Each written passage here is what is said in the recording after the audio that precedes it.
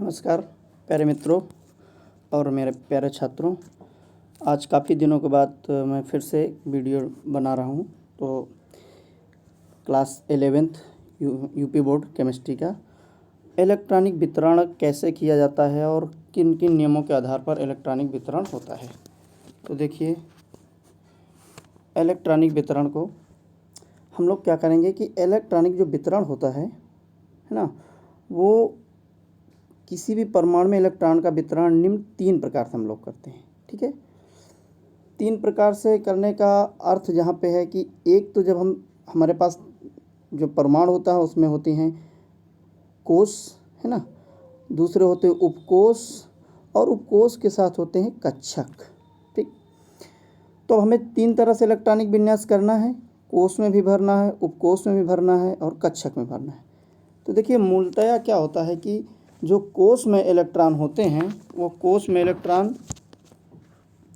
बोरबरी के अनुसार भरे जाते हैं। इनके अनुसार कोशों की संख्या के, यल, यम, ठीक है, यन, इस तरह से। तो बोरबरी के अनुसार हम लोग किस में भरते हैं? कोश में। और उपकोश में हम लोग जो इलेक्ट्रॉन भरते हैं वो आपबाउ के नियम के अनुसार, क्योंकि आपबाउ के अनुसार हम लोग क्या करते हैं 1s 2s 2p 3s, यानी उपकोशों की ऊर्जा के बढ़ते क्रम में भरा जाता है। तो कोश में हम लोग बोरबरी के अनुसार, उपकोश में हम लोग आपबाउ के अनुसार और कक्षक में ऑर्बिटल्स में क्या भरेंगे? हुंड के अनुसार। तो हुंड महोदय जी का क्या था कि जब हम किसी कक्षक में इलेक्ट्रॉन भरेंगे तो पहले क्या करेंगे? सिंगल इलेक्ट्रॉन भरेंगे, और जब सिंगल इलेक्ट्रॉन भर जाएंगे इसके बाद पेयरिंग की जाएगी। तो इस तरह से किसी भी परमाणु के कोश, उपकोश और कक्षक में 3 नियमों से हम लोग इलेक्ट्रॉन भरते हैं, बोरबरी, आपबाउ और हुंड के नियम से। तो देखते हैं, देखिए पहला हाइड्रोजन है। अब हाइड्रोजन में हमें इलेक्ट्रॉन भरना है। तो चूँकि हाइड्रोजन का जो एटॉमिक नंबर है, एटॉमिक नंबर कितना है? 1। और अगर 1 है तो के, यल, यम, यन, ये हमारे कोश होते हैं। तो कोश में भरने से पहले, जहाँ तक मेरी व्यक्तिगत सलाह है कि कोश में भरने से पहले आप उपकोश में भर लो, तो कोश में इलेक्ट्रॉन गलत नहीं होंगे। तो जैसे हमने भर लिया 1s1, क्योंकि हाइड्रोजन में एक ही इलेक्ट्रॉन है।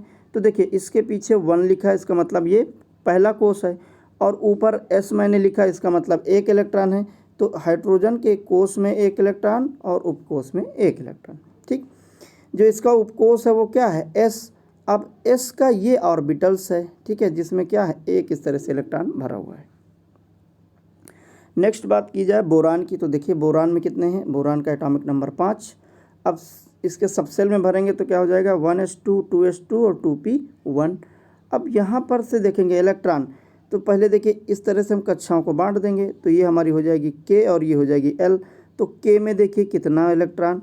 k में 2 इलेक्ट्रॉन, ये हमने 2 लिख दिया। और l में देखिए 2 ये हैं और 1 p का, तो 2 1 3, तो इस तरह से 3।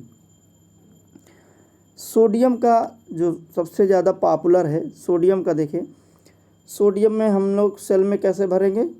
सेल में और सब सेल में। तो हम पहले बताएं कि हमें क्या भरना होता है, पहले हमें सब सेल में भरना होता है। अगर हम सब सेल में भर लेंगे, ठीक है, सब सेल में भर लेंगे तो ज़्यादा आसानी रहेगी। तो देखिए 1s2 2s2 2p6 3s2, यहाँ पर हमें इलेक्ट्रॉन 11 है और इन इलेक्ट्रॉन का यहाँ पर जोड़ना भी है। तो देखिए 2 2 4 2, ठीक है, 2 2 4 6 4 10 और 1 11, यानी टोटल 11 इलेक्ट्रॉन हो गए।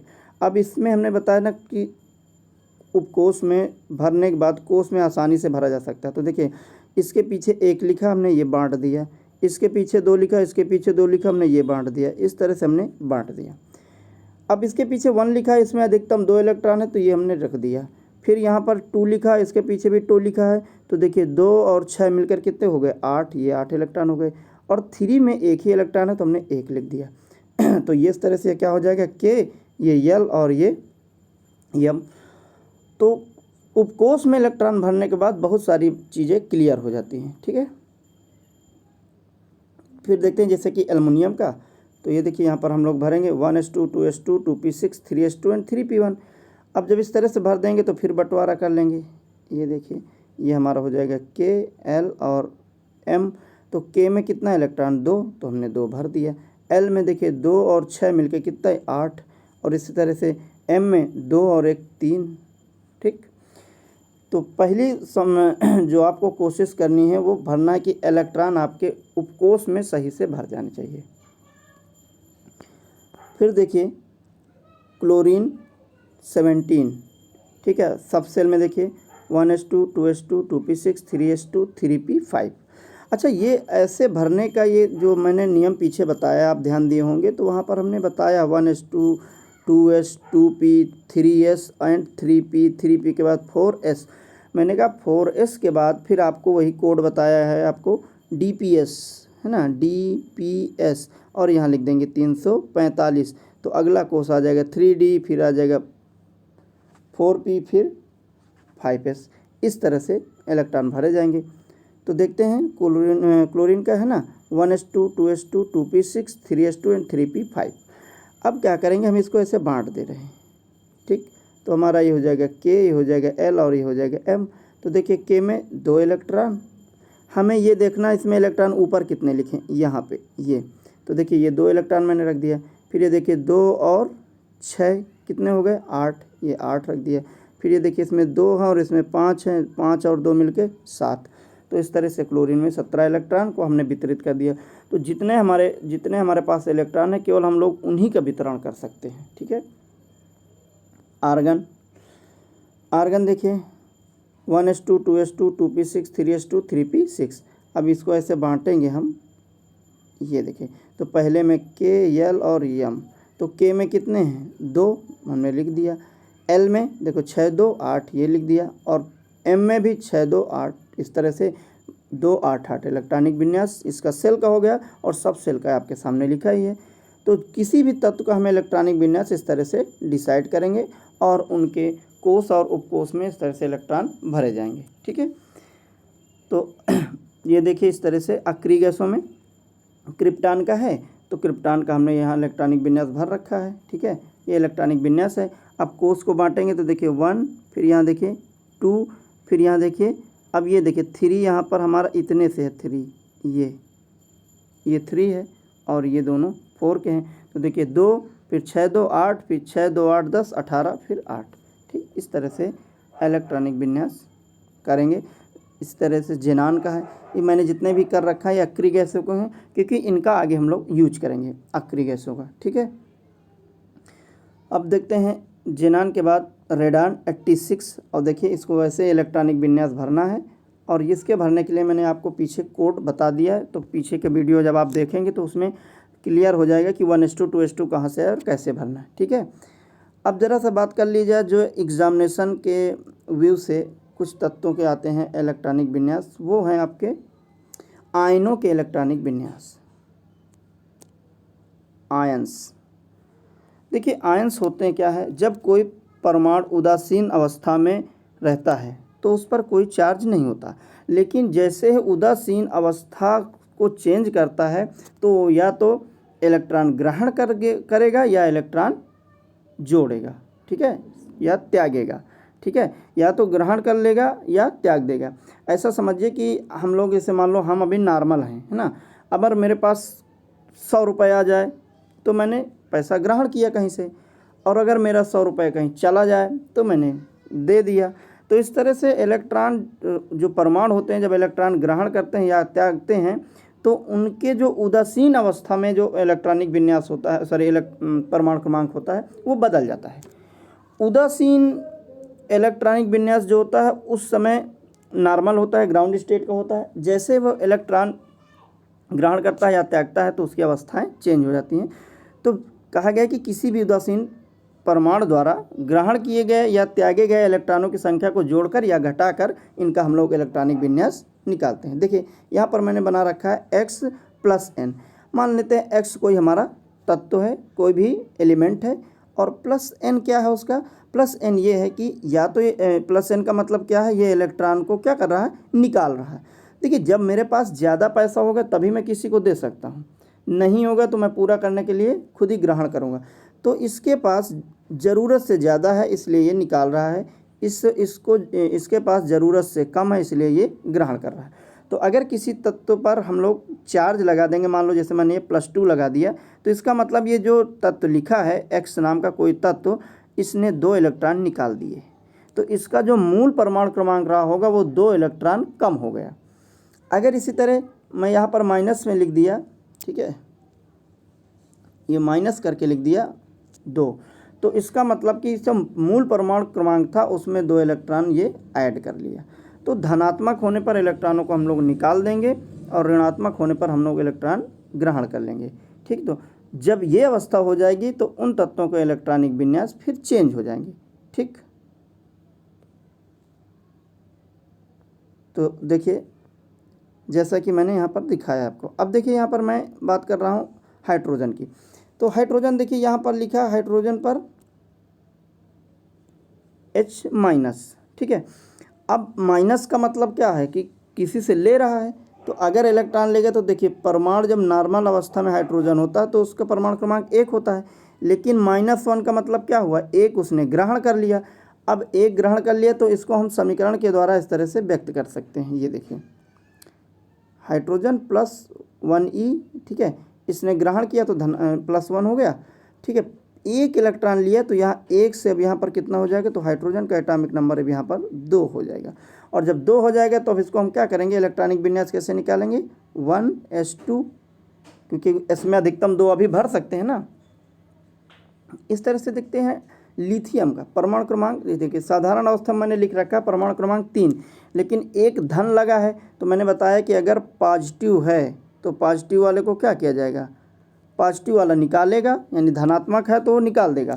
तो यहाँ पर इलेक्ट्रॉन सामान्य अवस्था में इसके पास 3 है, तो ये देखिए 1 इलेक्ट्रॉन निकाल देगा, तो बचेंगे कितने, 2। यानी लिथियम को समान अवस्था में 3 इलेक्ट्रॉन होते हैं, लेकिन 1 चार्ज लगा तो इसका मतलब उसके पास 2 इलेक्ट्रॉन बचे। अब उन्हीं 2 इलेक्ट्रॉनों का हम लोग वितरण करेंगे। तो पहली कोशिश हमारी क्या रहेगी कि जो इलेक्ट्रॉन हैं उन इलेक्ट्रॉनों को हम लोग सामान्य अवस्था से जितने आयनिक अवस्था में हैं उतने इलेक्ट्रॉन निकालेंगे। जैसे देखिए सल्फ़र 16 है ना, सल्फ़र 16 है, लेकिन मुझे निकालना है, ये देखिए सल्फ़र -- का निकालना है। तो सल्फ़र 16 अब ऋणात्मक वाला है तो ग्रहण करेगा, तो देखिए 16 ये है, तो 16 और +2 ऋण बन रहे हैं, तो +2 = 18। अर्थात हमारे पास जो सल्फ़र है अब उसके परमाणु में उसका परमाणु क्रमांक 18 हो गया, यानी उसके 18 इलेक्ट्रॉन हो गए। अब 18 इलेक्ट्रॉन का हम लोग वितरण करेंगे। तो 18 इलेक्ट्रॉन को देखिए वैसे भरेंगे, 1s2 2s2 2p6 3s2 3p6, और उसी तरह देखिए पहला कोष दूसरा कोष, यानी K फिर L फिर M। ठीक, इस तरह से हमें बस इतना ध्यान रखना है कि कोई तत्व धनात्मक है या ऋणात्मक है, जैसा है वैसा हमें इलेक्ट्रॉनिक विन्यास उसका निकालना पड़ेगा। देखिए यहाँ पर जैसे एल्युमिनियम है, एल्युमिनियम का साधारण अवस्था में 13 होता है परमाणु क्रमांक, लेकिन अब इसने 3 धन को निकाल रखा, इसका मतलब 13 - 3 करेंगे तो बचेगा क्या, 10। अब 10 का ही इलेक्ट्रॉनिक विन्यास हम लोग कर पाएंगे। तो जब 10 का इलेक्ट्रॉनिक विन्यास करेंगे तो 1s2 2s2 और 2p6, तो देखिए 2 2 4 6 4 10, अर्थात एल्युमिनियम 3 इलेक्ट्रॉन निकालने के बाद इसका इलेक्ट्रॉनिक विन्यास ये होगा। अब बात करते हैं आयरन की। देखिए आयरन Fe, इसका होता है 26, लेकिन इन्होंने 2 निकाल दे रखा, तो 2 निकाल देंगे इससे, तो क्या बचेगा 24।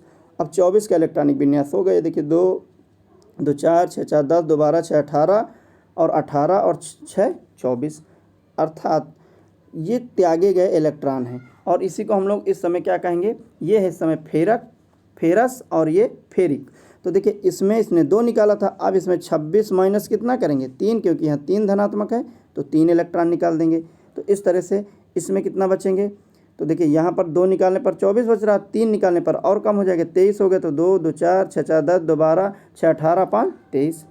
इस तरह से अगर कोई तत्व इलेक्ट्रॉन ग्रहण करता है या निकालता है तो उसको क्या करेंगे, वो चार्ज दिखाएगा। जितने धनात्मक चार्ज दिखाएगा उतने इलेक्ट्रॉन हम उसके परमाणु क्रमांक से कम कर देंगे, और जितने ऋणात्मक चार्ज दिखाएगा उतने इलेक्ट्रॉन हम लोग ग्रहण कर लेंगे। ठीक, देखिए मैग्नीज 25 होता है, इसने 2 निकाल रखा है, तो अब ये कितना बचेगा, 25 से 2 घटा दीजिए, 25 से 2 घटाएंगे कितना आ जाएगा 23। अब ये 23 इलेक्ट्रॉन ही इसमें भरेंगे हम लोग। तो देखिए 2 2 4 6 4 10 2 12 6 18 5 23। इस तरह से देखिए नाइट्रोजन का परमाणु क्रमांक 7 होता है, लेकिन इन्होंने -3 ले रखा है। तो नाइट्रोजन में 7 तो ये हो गया, माइनस वाला जो लेगा तो उसको हम लोग जोड़ देते हैं, तो 3 इसमें जोड़ देते हो, 7 3 10 इलेक्ट्रॉनिक विन्यास इसका हो जाएगा। तो ये देखिए 1s2 2s2 2p6 ये हो गया 10। ठीक है। इस तरह से फ्लोरीन का परमाणु क्रमांक 9 होता है, लेकिन 1 इलेक्ट्रॉन वो ग्रहण कर रहा है, तो 1 इलेक्ट्रॉन ग्रहण करने के कारण 9 से कितना हो जाएगा, 9 + 1 = 10।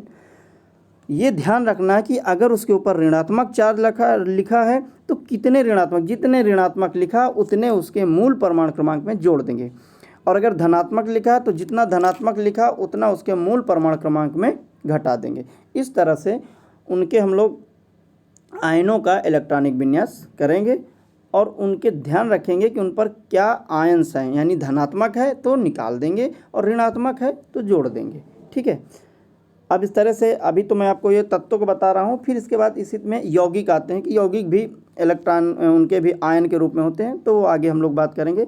आइए अब देखते हैं इलेक्ट्रॉनिक विन्यास का संक्षिप्त निरूपण। देखिए संक्षिप्त निरूपण क्या है कि जब तत्वों के इलेक्ट्रॉनिक विन्यास ज़्यादा होने लगते हैं, ज़्यादा बड़े होने लगते हैं, तो हम लोग उनको क्या करते हैं कि छोटे टर्म्स में लिखते हैं। तो छोटे टर्म्स में लिखने के लिए सबसे जो हमारे अक्रिय गैस हैं आवर्त सारणी में पी ब्लॉक का जो 0 ग्रुप समूह है, यानी 18वां समूह है, जहाँ पर हीलियम, नियान, आर्गन, क्रिप्टॉन, जेनान, रेडान ये गैसें रखी हुई हैं, तो उन अक्रिय गैसों को हम लोग संक्षिप्त रूप में लिख देते हैं और उनके आगे के बचे हुए संख्या का इलेक्ट्रॉनिक विन्यास करते हैं।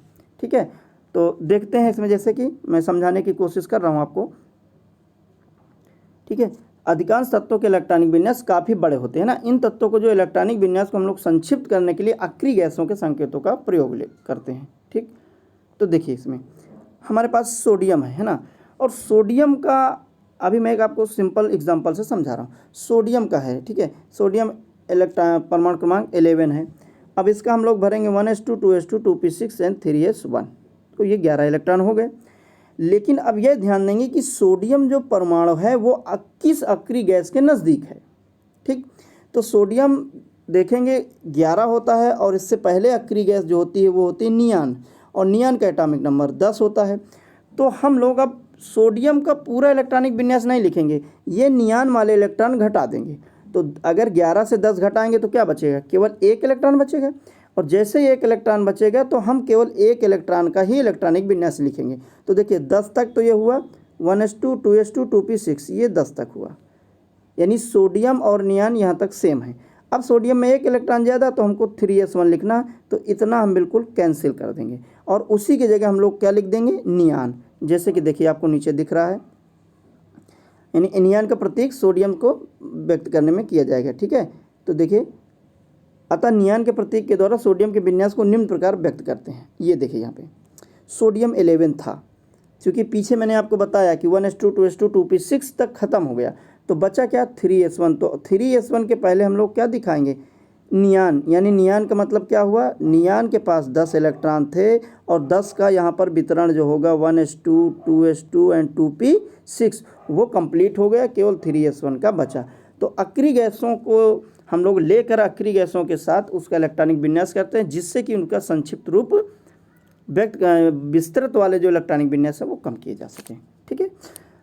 टाइटेनियम का देखिए, अब टाइटेनियम का अब हमें थोड़ा सा याद करना पड़ेगा कि कौन सी अक्रिय गैस उसके नज़दीक है। तो जैसे टाइटेनियम 22 होता है, तो आप बताओ कि 22 से वहाँ पर जो हीलियम से, देखिए वहाँ पर होता है इस तरह से हीलियम, नियान, आर्गन, क्रिप्टॉन और जेनान। तो देखिए हीलियम का तो 2 होता है, ये अपवाद है, क्योंकि अक्रिय गैस के बाहरी कोष पूर्णतः भरे होते हैं। तो ये तो बाहरी कोष तो भरा है, लेकिन वो ऑक्टेट रूल का पालन करते हैं, और हीलियम ऑक्टेट रूल का पालन नहीं करता। तो यहाँ पर देखिए इसमें 8 जोड़ेंगे हो जाएगा 10, इसमें 8 जोड़ेंगे हो जाएगा 18, और इसमें 18 जोड़ेंगे हो जाएगा 36। तो इस तरह से इलेक्ट्रॉनिक विन्यास पहले वाले का 2, यानी हीलियम 2, नियान 10, आर्गन 18, क्रिप्टॉन 36। खैर वो धीरे धीरे लर्न हो जाएगा। तो बात करते हैं यहाँ पर हम, ठीक है, टाइटेनियम की। तो देखिए टाइटेनियम का हम लोग क्या करेंगे, इस तरह से इलेक्ट्रॉनिक विन्यास अगर पहले साधारण निकालेंगे तो ये आएगा, लेकिन जब हम अक्रिय गैसों को संक्षिप्त रूप में यूज करेंगे तो आर्गन 18, तो यहाँ हम 18 तक ख़त्म कर लेते हैं। तो देखिए 2 इलेक्ट्रॉन, 2 इलेक्ट्रॉन, 2 2 4, 6 4 10, 2 12 6 18, यानी यहाँ तक का हमको नहीं लिखना पड़ेगा। तो बचा क्या, जो बचा वही लिखेंगे। तो देखिए 4s2 बचा और 3d2 बचा। तो इसको हम लोग साधारण विन्यास में लिखेंगे तो 3d वाला पहले लिख देंगे, 4s2 वाला बाद में लिखेंगे, ठीक है। तो इस तरह से अक्रिय गैसों के साथ इलेक्ट्रॉनिक विन्यास वो लिखे जाते हैं जो बहुत बड़े होते हैं, विस्तृत रूप में होते हैं, उनको हम लोग अक्रिय गैस का प्रयोग करके लिखते हैं, ठीक है। तो देखिए जैसे आपको मोलिब्डेनम का हमें बताना, तो मोलिब्डेनम कितना हो गया 42। अब 42 का, इसका मतलब 42 के पहले क्या होगा 36, तो क्रिप्टॉन तक हमको नहीं दिखाना, तो क्रिप्टॉन तक का हम हटा देंगे और क्रिप्टॉन के बाद के जितने भी तत्व बचेंगे उनका इलेक्ट्रॉनिक विन्यास करेंगे। सेम इस तरह फ्रांसियम का है, फ्रांसियम का 86, देखिए इस 86 जेनान का होता है, ठीक है, सॉरी रेडान का है ना। तो जहाँ तक रेडान है, रेडान 86 तक हम लोग क्या कर देंगे, रेडान 86 तक कुछ नहीं करेंगे, उसके बचे वाले इलेक्ट्रॉन को निकालेंगे। तो ये होता है इस तरह से शॉर्ट टर्म में इनके इलेक्ट्रॉनिक विन्यास का कॉन्फ़िगरेशन, ठीक है। अब एक चीज़ और देखते हैं, ये पूछा जाता है कि किसी भी तत्व का हम लोग कैसे भी आवर्त सारणी में कैसे बता देंगे ये कहाँ पर है। तो इसके लिए मैं आपको पहले एस ब्लॉक के बारे में आज बता दे रहा हूँ। देखिए एस ब्लॉक का अगर हमारे पास कोई भी तत्व हो, हम नहीं जानते कि वो कौन सा तत्व है, अभी हमें ये भी नहीं पता कि ये क्या है, ठीक है। तो हम लोग उसका क्या करेंगे, इलेक्ट्रॉनिक विन्यास निकाल लेंगे, 1s2 2s2 2p6 3s2 3p6 and 4s2। अब हमें इसमें आवर्त, ब्लॉक और ग्रुप का निर्धारण करना होता है, यानी पीरियड, ब्लॉक एंड ग्रुप का डिटर्मिनेशन करना है। तो पीरियड के लिए हम देखेंगे कि ये जो हमारे पास इलेक्ट्रॉनिक विन्यास है उसमें सबसे बड़ा अंक कौन सा लिखा है। तो सबसे बड़ा अंक देखिए यहाँ पर 1 लिखा, 2 लिखा, 2 लिखा, 3 लिखा, 3 लिखा, लेकिन यहाँ पर लिखा 4। तो जो सबसे बड़ा अंक लिखा होगा वही उसका पीरियड कहलाएगा। फिर देखेंगे कि अंतिम इलेक्ट्रॉन किस ब्लॉक में गया है। तो देखिए अंतिम इलेक्ट्रॉन एस ब्लॉक में गया है, यानी एस उपकोष में है, तो वही ब्लॉक हो जाएगा हमारा एस। अब यहाँ पर देखेंगे उसमें इलेक्ट्रॉन कितना है, तो देखिए यहाँ पर इलेक्ट्रॉन कितना है, इलेक्ट्रॉन वहाँ पे 1 है, ठीक है। इलेक्ट्रॉन अगर 1 है, इलेक्ट्रॉन 1 है, तो देखिए इसका जो आवर्त ग्रुप हो जाएगा वो क्या हो जाएगा, फर्स्ट। तो इस तरह से देखिए अब आवर्त सारणी में जब हम जाएंगे तो चौथे आवर्त पर, ठीक है, एस ब्लॉक में फर्स्ट ग्रुप पर हमें पोटेशियम मिल जाएगा, ठीक है। आप ये देख सकते हैं, आपके पास अगर आधुनिक आवर्त सारणी होगी तो आप उस आवर्त सारणी में जब जैसे सर्च करेंगे, ठीक है, जब सर्च करेंगे तो यहाँ पर पीरियड चौथा लिखा है, यानी चौथे आवर्त पर जाओगे आप और एस ब्लॉक में ढूंढोगे तो पहले ग्रुप में आपको पोटेशियम मिल जाएगा, ठीक है। इस तरह से स्ट्रांसियम का देखेंगे, थोड़ा सा आपको इलेक्ट्रॉनिक विन्यास, हाँ अब दिख रहा होगा, देखिए 38 और 38 का इलेक्ट्रॉनिक विन्यास हमने ये निकाल दिया, ठीक है। अगर आपको यहीं तक याद करना है, इसके बाद आप वही कोड चलाइए 345 DPS, है ना, डियर पापा स्माइल, इस कोड का प्रयोग कीजिए, आपको मिस्टेक नहीं होगी। तो चलिए देखते हैं यहाँ पे सबसे बड़ा अंक देखें, यहाँ पर कहाँ लिखा है सबसे बड़ा अंक ये मिल गया 5, ठीक है, सबसे बड़ा अंक 5 अर्थात आवर्त 5वां। फिर देखेंगे अंतिम इलेक्ट्रॉन किस में गया, एस में गया, तो भाई एस हो गया। अंतिम इलेक्ट्रॉन, अंतिम उपकोष में कितने इलेक्ट्रॉन है, 2, तो इसका जो ग्रुप होगा वो भी क्या हो जाएगा, सेकेंड। इस तरह से हम लोग किसी भी तत्व को आवर्त सारणी में निर्धारित करने के लिए इलेक्ट्रॉनिक विन्यास के माध्यम से उसका डिटर्मिनेशन कर सकते हैं। जैसे देखिए यहाँ पे magnesium 12, 1s2 2s2 2p6 3s2। अब देखिए सबसे बड़ा आवर्त इसका क्या है, 3, यानी आवर्त ये तीसरा हो गया। इलेक्ट्रॉन एस में है तो ये ब्लॉक एस हो गया, कितने इलेक्ट्रॉन 2 हैं तो सेकंड। तो दोस्तों इस तरह से हम लोग किसी भी तत्व का आवर्त सारणी में स्थान इलेक्ट्रॉनिक विन्यास के माध्यम से डिसाइड कर सकते हैं। इलेक्ट्रॉनिक विन्यास बहुत ही इनऑर्गेनिक केमिस्ट्री की पूरी जान है। तो मैं उम्मीद करता हूँ कि थोड़ा बहुत आपको समझ में आया होगा। तो अगर प्लीज़ आपको थोड़ा सा समझ में आता है तो सब्सक्राइब कर दें मेरे चैनल को और लाइक कर दें। मैं अभी कोशिश करूँगा कि इसको वीडियो ऐसे ना बना के बोर्ड पे बना के आप लोगों को सेंड करूँ, जिससे कि आपको ये सारी चीज़ें आने लगें। नमस्कार आप सभी को, थैंक यू वीडियो देखने के लिए। जय हिंद, वंदे मातरम।